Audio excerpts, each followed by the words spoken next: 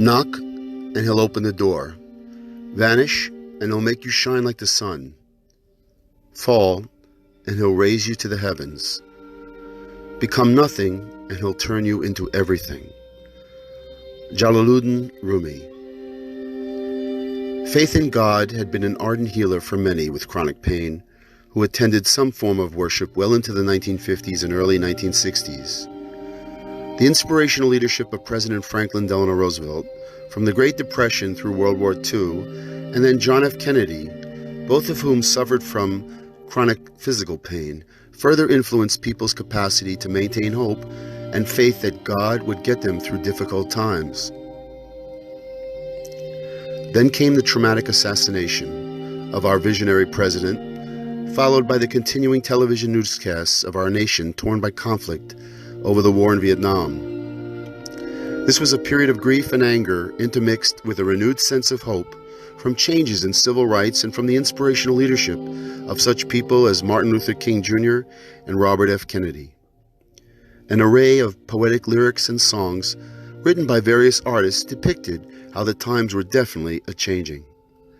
Many physical pain sufferers once again renewed their faith. But faith in God and in those leaders in authority, let alone faith in any form of institution, spiraled downward as we experienced the assassinations of King and Kennedy, followed by Watergate and then religious sex abuse scandals. It's no wonder that many people turn from faith to anesthetizing substances to alleviating their pain. Now we have an addiction crisis. Several years ago, I attended a Harvard University-sponsored conference on addictions where a reputable professor and researcher from my undergraduate alma mater, New York University, discussed the results of his studies on the reasons for Alcoholics Anonymous, or AA, attendance. He identified through statistical analysis that the primary factor that influenced substance abusers to regularly attend thousands of daily AA meetings was, of all things, their need for spirituality and a belief in a higher power. How ironic. Have AA, Narcotics Anonymous, and Overeaters Anonymous replaced church, synagogue, and mosque attendance? Perhaps, but perhaps not. At the end of each Saturday, at some synagogue services, they conclude with this verse: "Do not fear sudden terror, nor the destruction of the wicked when it comes." Proverbs 3:23. "Contrive a scheme, but it will be foiled. Conspire a plot, but it will not materialize, for God is with you." Isaiah 2:10. "To your old age I am with you, I have made you, and I will carry you. I will sustain you, and I will deliver you." Isaiah 46:4. There is much comfort in this verse. The hope is that you should find comfort in any statements or acts of faith, especially if you experience chronic physical pain. You are the navigator on your life jet. As a navigator who can regulate all the dials, you must inevitably have ultimate faith that no matter how much unexpected turbulence you experience, the pilot will see you through it. Your faith in the pilot is based on how much total control you believe you have in your life. Consequently, your rating on spirituality is related to the degree to which you feel that you have to have control in your life. There will be times when you feel helpless and powerless. If you can accept helplessness as part of the human condition, then you can have a high spirituality rating, whether that's faith in God or some higher power. Read any books, short stories, quotations, poems, essays, or speeches that enhance your spirituality ratings. Set aside some time each day as sacred time, a term coined by Emil Durkheim. This could be religious attendance at a service, some spiritual period of study, or simply a retreat for yourself to find a space away from stress, even for an hour, where you can meditate, reflect on aspects of your life that bring you meaningfulness, or simply de-stress. Do something nice for somebody else. Doing good deeds will make you feel good and bring you meaning. Read and memorize any specific spiritual verses that bring you reassurance that you are not alone. For some, these may be the sayings of Hillel, the Psalms of King David, or Rabbi Nachman of Breslov. For others, it may be the teachings of Jesus, Muhammad, Confucius, or Buddha. Choose those verses that bring you comfort. Hillel, Ethics of the Fathers, 1:14. If I am only for myself, who am I?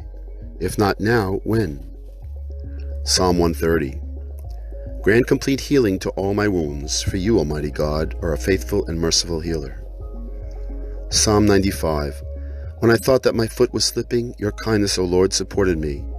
When my worrisome thoughts multiply within me, your consolation delights my soul. Psalm 86. Your kindness to me has been great. You have saved my soul from the depths of despair. Psalm 25.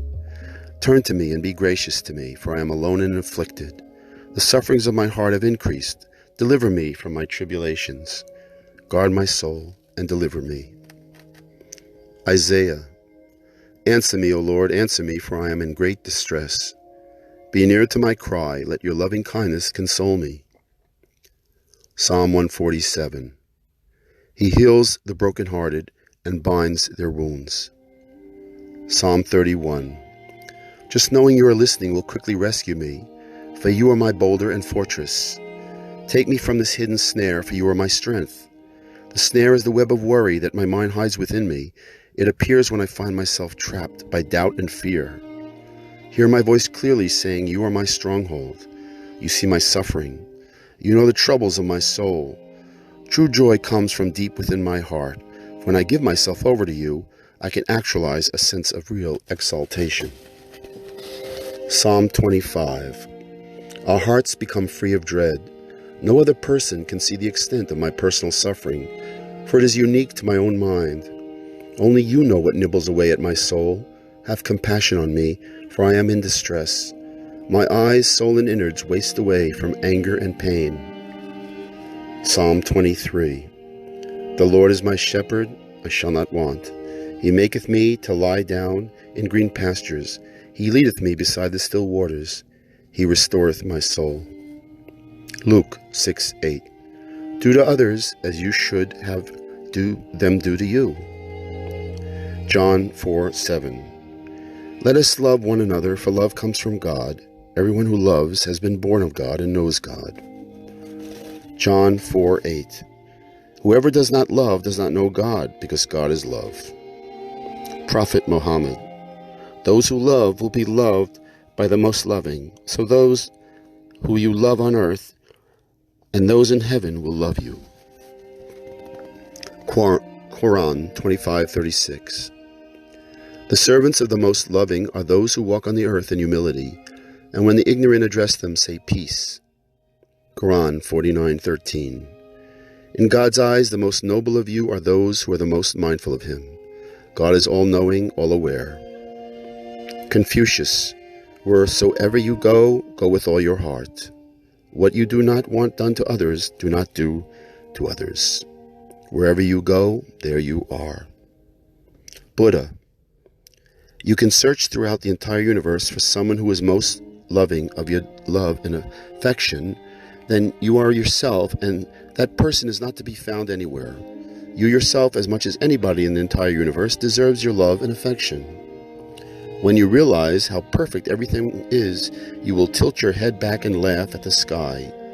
I understand with love comes pain, but why did I have to love so much?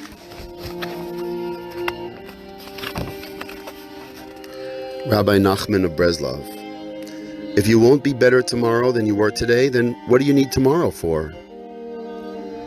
Grant me the ability to be alone. May it be my custom to go outdoors, each day among the trees and grasses, among all growing things, and there may I be alone and enter into prayer to talk with the one that I belong to. Always wear a smile. The gift of life will then be yours to give. While praying, listen to the words very carefully. When your heart is attentive, your entire being enters your prayer without your having to force it. Prayers truly from the heart open all doors in heaven. Find a day for yourself, better yet, late at night, go to the forest or to the field, or lock yourself in a room. You will meet solitude there. There you will be able to listen attentively to the noise of the wind first, to birds singing, to see wonderful nature and to notice yourself in it, and to come back to harmonic connection with the world and its creator.